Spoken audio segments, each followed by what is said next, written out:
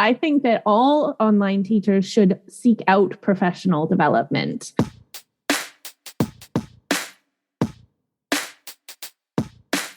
Then my why quickly became something that I could roll my experiences into at the same time as having the flexibility of being a stay-at-home mom, because teaching online is such a flexible job.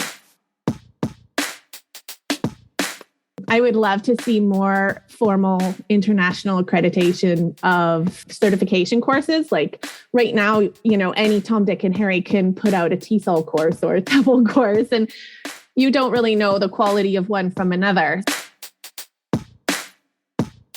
And also maybe one day to have a team of more than one. That's what this is. This is a job recruitment podcast. Please That's right. Join in Crystal's mission.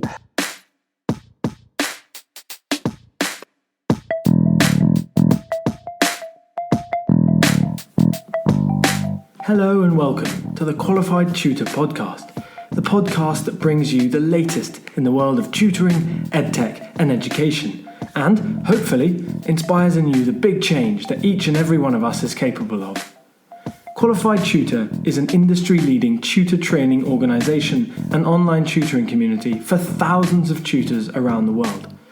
This podcast is the voice of this community, where we aim to hear from tutors, teachers, entrepreneurs, coaches, business experts, students, tutorpreneurs, and more from the world of tutoring about what inspires them every day, how they can help tutors like you, and what they've learnt about tutoring along the way.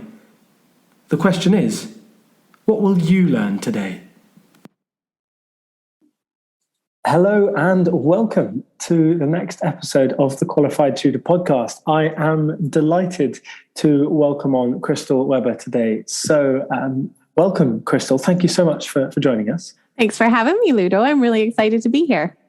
Wonderful. Yeah, so I am delighted to welcome Crystal Webber on to the podcast today because Crystal has so much to talk to us about and so much experience to teach fellow tutors out there, especially experience of the online tutoring world and the online English as a second language world.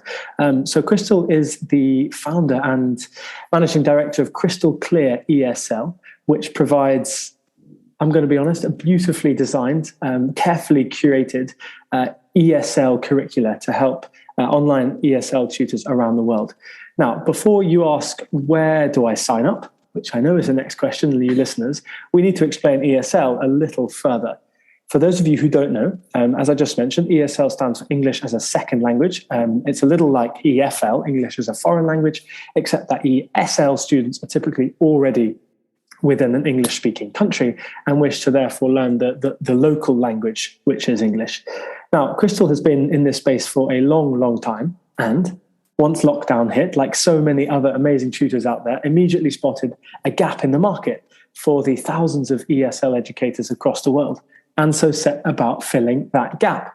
In fact, Crystal went much further than simply filling it. Crystal has led hundreds of online educators through their first steps into ESL teaching. Let's see how. Now, just before we start, Crystal, you're based in Southampton, UK. I am, yeah, but it's not where I'm sort of born and bred. I'm originally Canadian from British Columbia, a little town in the interior of BC called Kamloops, and I'm a long way from home now. Yeah. Your husband and I believe, have swapped countries, actually. Yes, you have. Yeah, he's from near Frankfurt, and I think you're in Berlin?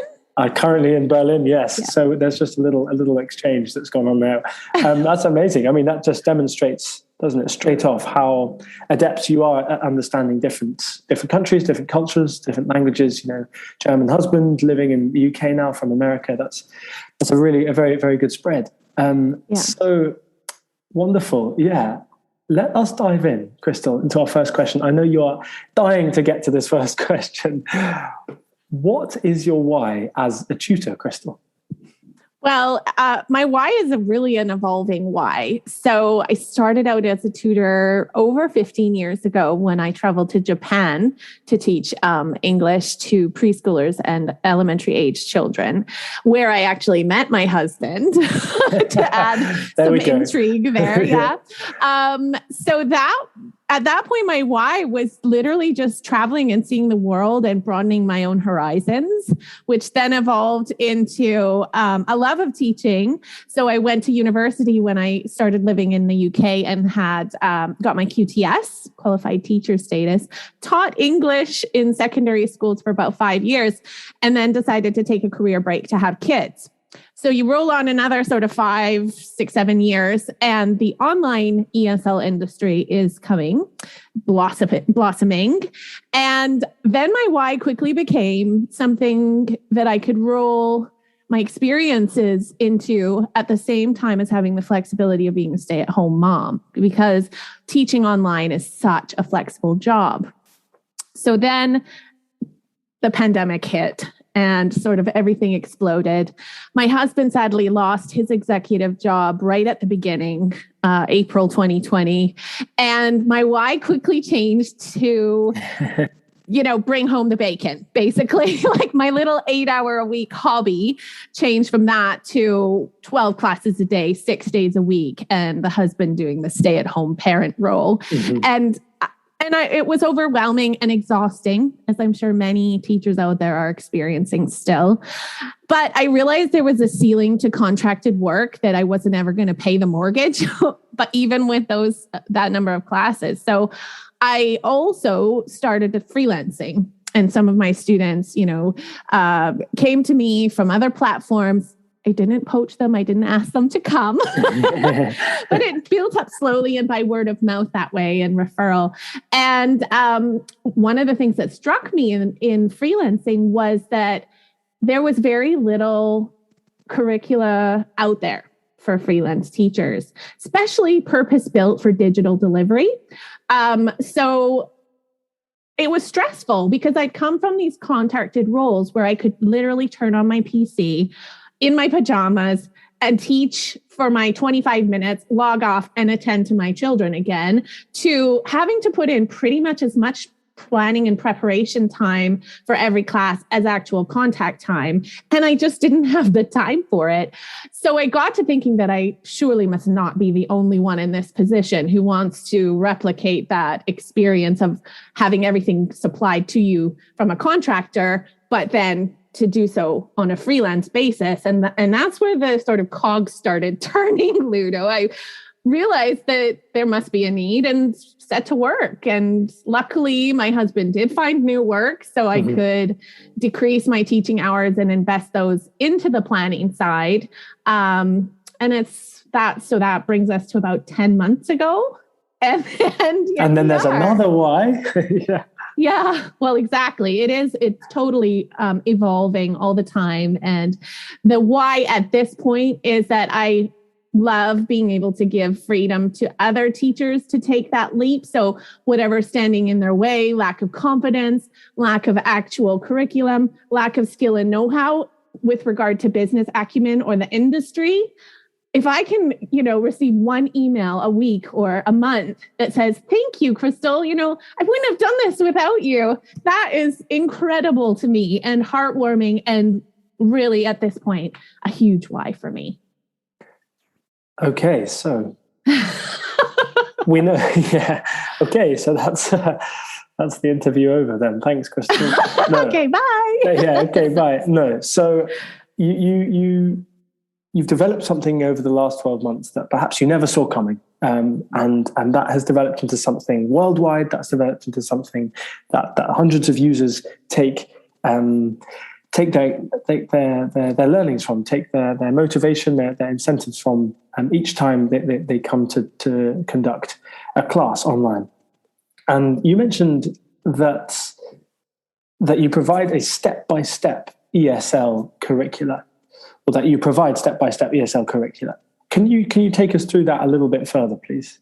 Yeah. So what I mean by that is that the lessons are really incremental. So they build little by little on every learning objective. You can see steady progress in your students. You can report on it, which makes your clients happy and they stay with you long term. It also means that everything's built in. So all the exercises, games, songs, assessments, it's all there for you. So like I said before, you can get a feeling for the resources and my writing style, and then rock up to your computer and teach them with very little planning and preparation. And when I say that you keep your students long term, my ambition for the general curriculum is to be almost 700 lessons long. So I really do mean long term if you're starting a student right from beginner level and keeping them the whole way through.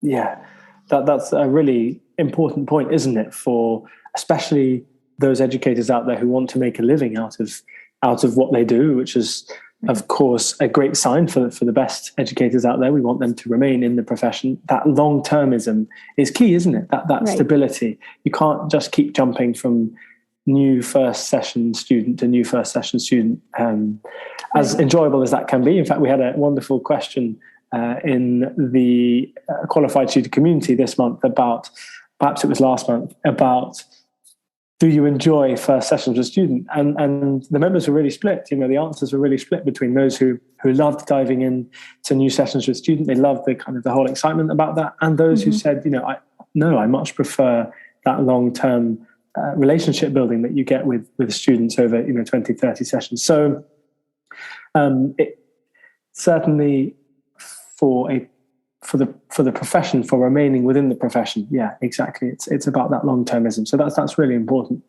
Yeah. So perhaps that feeds into the bit I wanted to explore next, which was you have built up so many years of experience in this field, in online tutoring and in ESL tutoring. Can you just give us a quick rundown, Crystal, of your top 3 tips for online ESL tutors? Sure. I mean, I think you touched on one, Ludo, and that's about the relationships. Everything that you do, whether it's with the students themselves or the parents, should be building relationships, not converting customers.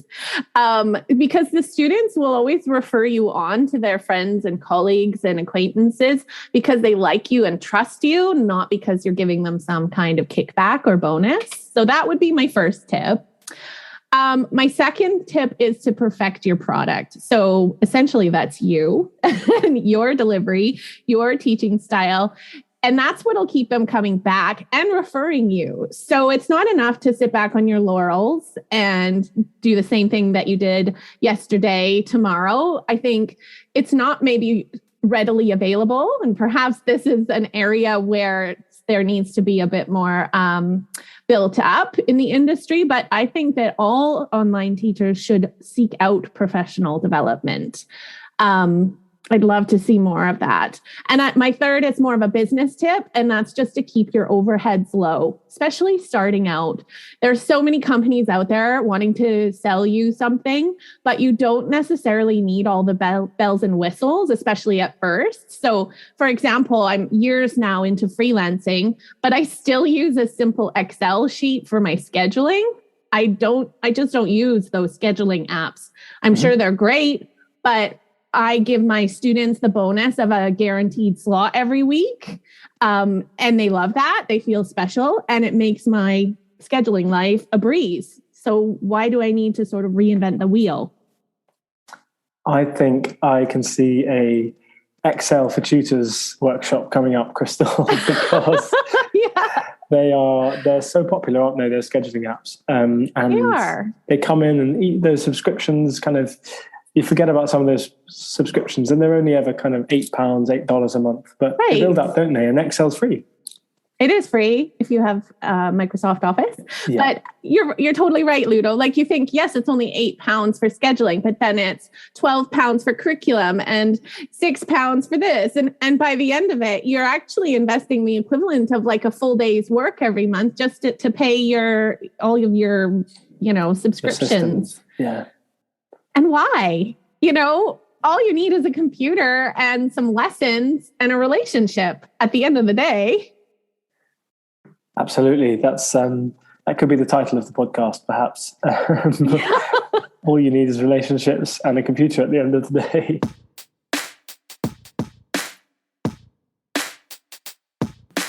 And now, a word from Diego Mello, CEO of the newly announced lead partners of the Love Tutoring Festival 2, Nudge Education. We are Nudge Education, a movement of like-minded professionals trying to eradicate chronic disengagement from the face of the education sector a child at a time and point every chronically disengaged child towards a life that is worth living. So if you want to find out more, please go to nudgeeducation.co.uk/work with us and get involved with the movement.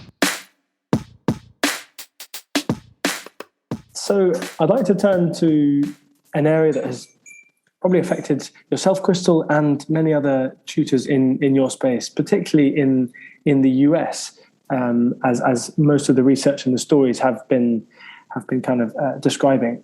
How do you think the recent legal changes in China will affect the global kind of online tutoring market?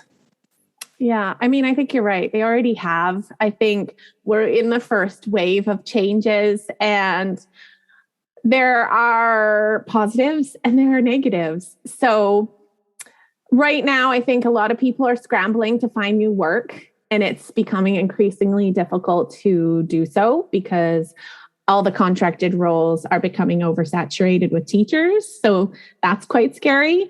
But I think on the positive side, it's an impetus to take that leap. So if your passion is this industry, then you probably never had the kick in the shorts like this before to get out there and make a go of it and try for your piece of the cheese. I love the idioms. Yeah, so I think that first wave is turbulent, definitely. In the longer term, what I hope for the industry is that it does sort of even out, that maybe the bar is raised a little bit in terms of who remains. So hopefully the only competing factor isn't pay rate, that it's also down to skills, experience, and qualifications.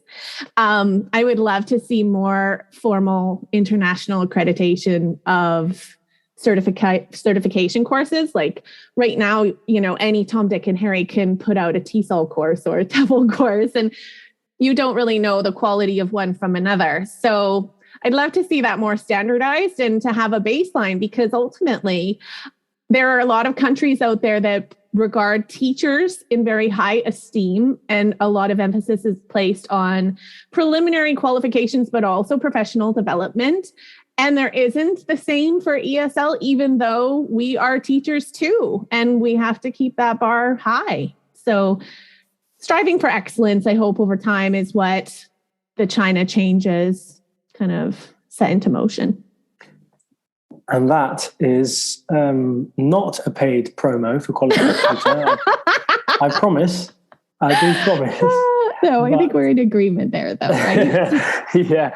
Well, certainly what we are hoping to achieve, what we are seeking to achieve, is bringing some kind of international, minimum standard regulation, exactly, and whether a Qualified Tutor or another player in the market, it's important that we take advantage of the now international feel of tutoring, and that we are able to pool the resources and the expertise around the world into this kind of concept, this kind of minimum global standards in tutoring, a kind of international tutoring body, as it were, perhaps, who could help with the rise of tutoring in different nations around the world, and could help, as you say, with not only just setting the bar so that other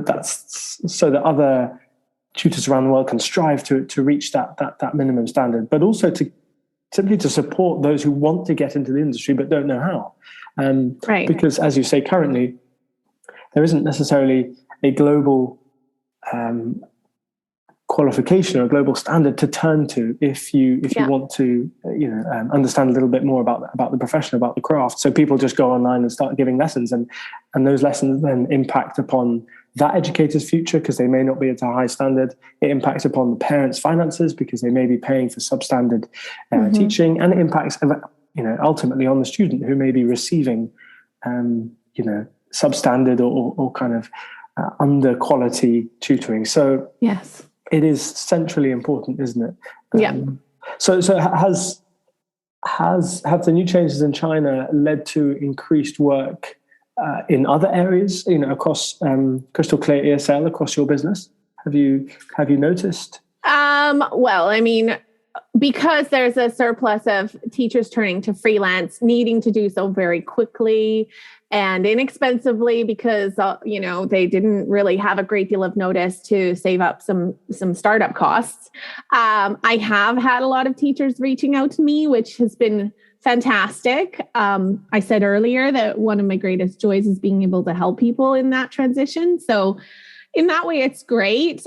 What has been a challenge is that because the Crystal Clear website functions, well and looks semi-professional, if I say so myself, people come to me and assume that I'm fully developed, raring to go, and don't realize that I really only have about a 7-month head start to them. So it's a challenge when they're like, I need level 5 yesterday. And I'm like, well, it's just me. I mean, I'm going as quick as I can. So it's fun and nobody's like rude. And I've made some amazing friends in the process because again, I try to build relationships with clients and have that connection too. It's not just teachers and parents or what have you, but that has been probably the biggest challenge with a sort of wave of new freelancers is trying to accommodate the demands. Yeah, well, that's where you can look to growth, can't you, Crystal? You can look to build out the team who's able to support you, and I think that's once the central mission of the business of the project has been laid out, then I mean already you can see that from the numbers using your site. There is a belief in the need for this, and you're solving problems for hundreds of people around the world. So. Yeah, I mean, I don't claim to be perfect, and I invite feedback, and I have a lot of fun thinking about the future of the company because it's not a role that I've had the luxury of being in before in the creative side. So I'm also very lucky that my husband's job is in business directorates, and he tends to focus me. So if I kind of get like too engrossed in a project idea or off track, he's like, okay, we're sticking to this goal, and that's really good because I am driven, but I get excited and sidetracked. As like all good creatives.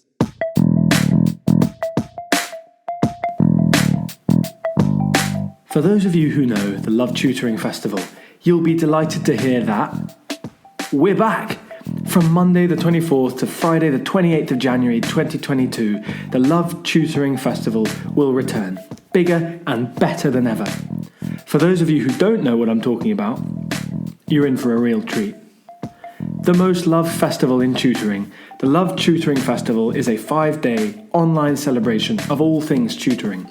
With some of the biggest names in tutoring, education and pedagogy, and hundreds of committed and motivated tutors from all 4 corners of the globe taking part, it really is the biggest party in tutoring. We will again be working on a freemium ticket model this year, with all events totally free, apart from our famous and ludicrously inexpensive CPD accredited workshops. You can find out more, including the confirmed speakers so far, how to grab your place, and key information on our wonderful sponsors at qualifiedtutor.org/lovetutoringfestival. So, let's raise standards in tutoring together. Okay, so we've set some visions, we've set some goals. I'd now like to kind of formalize, narrow down this thinking into this topic. Crystal, what would ESL teaching success look like for you in 2030? So this would be more like business success for Crystal Clear ESL for me. So I think it goes without saying that I would want the curriculum and the offering, the core offering, fully developed. I mean, we're talking almost a decade from now. So that would be all set up. But I have hopes to be able to host other developers' work, because they're currently, as far as what I found, are not subscription hosting sites for content that, similar to Teachers Pay Teachers, which is a fantastic site if you want to sell your material, but there isn't similar for subscription. So I'd love to offer that. I really want to reach out into print publications to support what I have created digitally, and also perhaps to evolve for other languages. So to maybe start by just having some of the material translated, but I mean, it's probably not possible to go like for like. So to adapt it as well. And also maybe one day to have a team of more than one. That's what this is. This is a job recruitment podcast. Please That's right. join in Crystal's mission.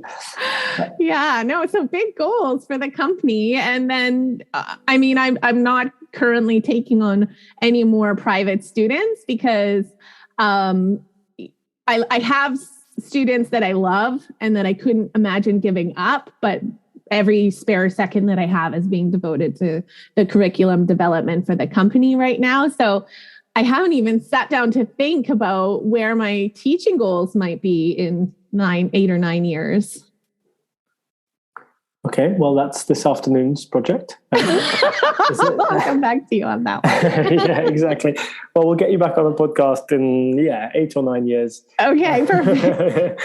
No, so that's brilliant. That's a little run through of what's coming next for Crystal Weber, for Crystal Clear ESL.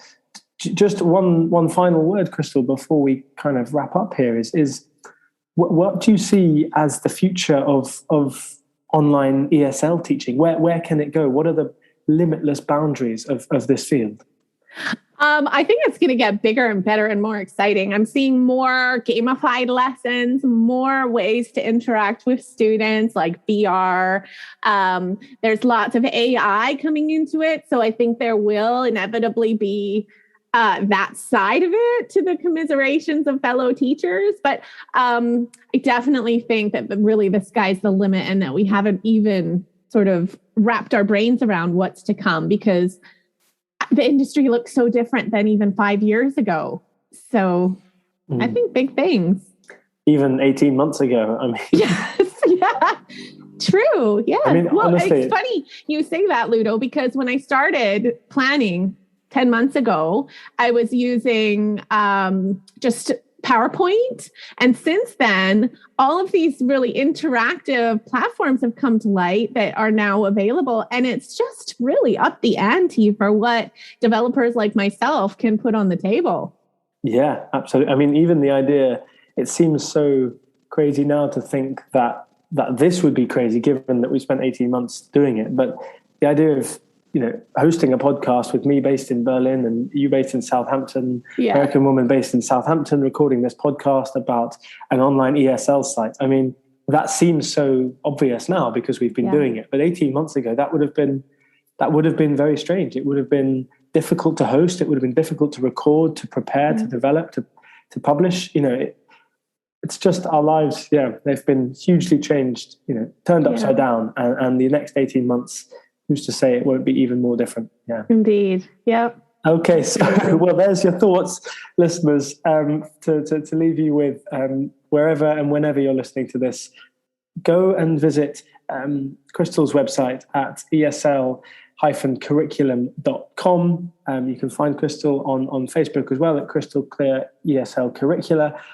Those are the two spots you can go. If you've got any feedback from this episode, or if you'd like to drop Crystal a question, just go to speakpipe.com/qualified tutor podcast. You can leave any kind of audio message, feedback, answer to a question there.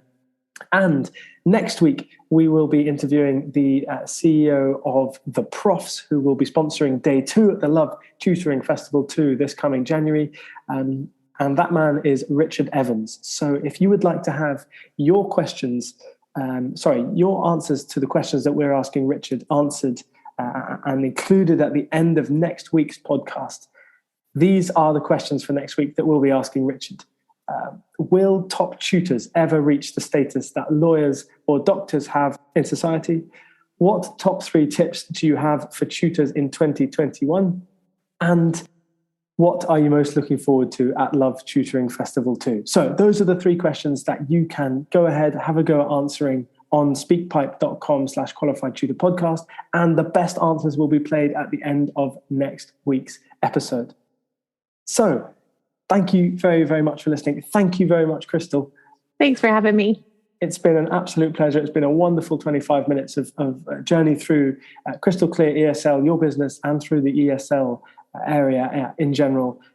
I hope we have convinced as many tutors as we can to join in the English as a second language, English as a foreign language world, because it's a really vibrant and international sphere.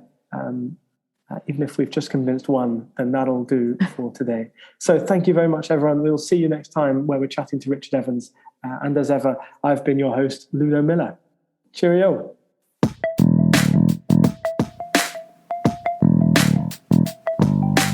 Thank you for listening to this episode of the Qualified Tutor Podcast.